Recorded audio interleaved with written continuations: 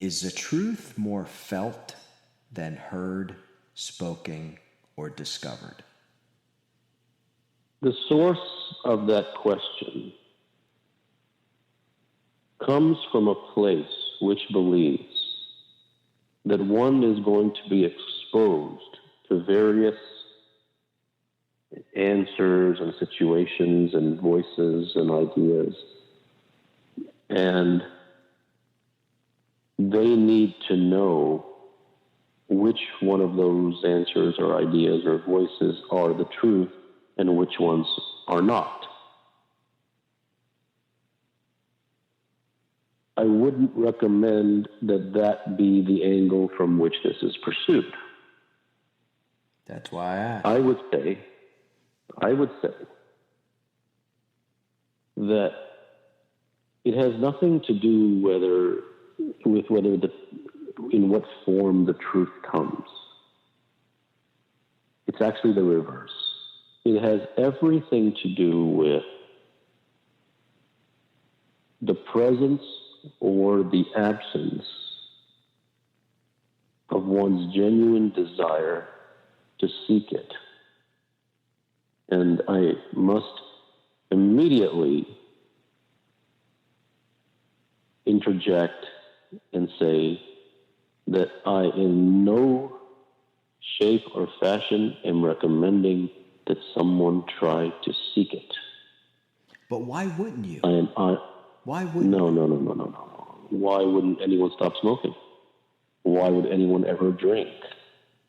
Why would anyone ever do anything that is harmful?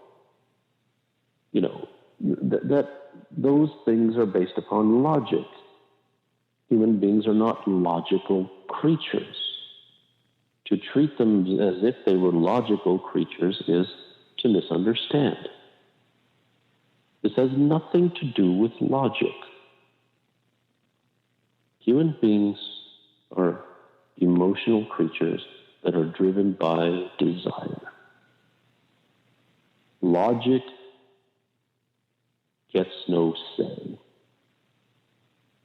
If someone genuinely, for whatever reason,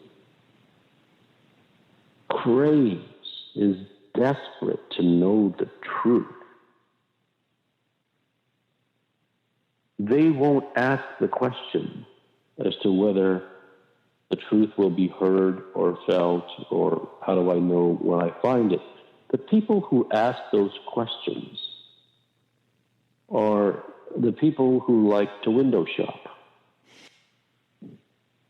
They want to know, they want to ask questions 5 steps ahead because that allows them to procrastinate from taking the first step. And I have no interest in obliging. And the first step is? Discovering if the truth holds that much significance for you or not. So is there a question that you start to ask yourself? Again, I'm assuming that people who are listening to us right now are going to take 8 or 9 or 10 minutes of their time to ponder anything that we're saying, are serious enough to say, okay, I'm ready to take the first step. Give me a path. If they were ready to take the first step, they would have been ready before the podcast began. And if anything happened in the podcast, or if anything was said, that would have been all the reason they needed to jump forward. Human beings do not seek information. They fundamentally seek permission. So you got me speechless. They all say it again. Human beings do not seek information. They seek permission. So we got permission from you, right? You inspired us. You said we seek inspiration more than information, right? Well, yeah. We're inspired. Yes.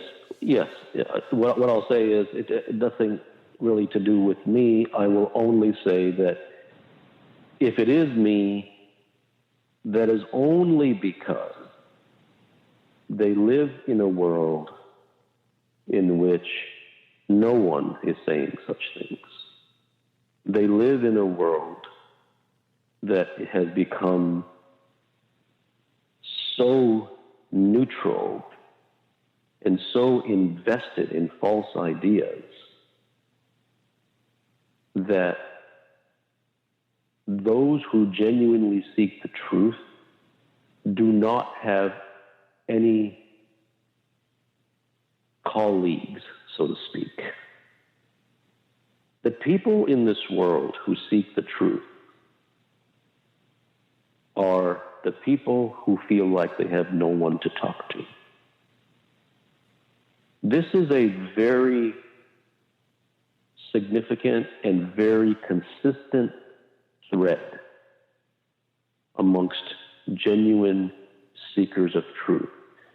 They can't talk about these things with anybody in their life. If they met 50 million people, they might find one who was also a genuine seeker of truth. So when they hear someone speak words that are uncompromising and that are absolutely honed towards the truth, they are given the permission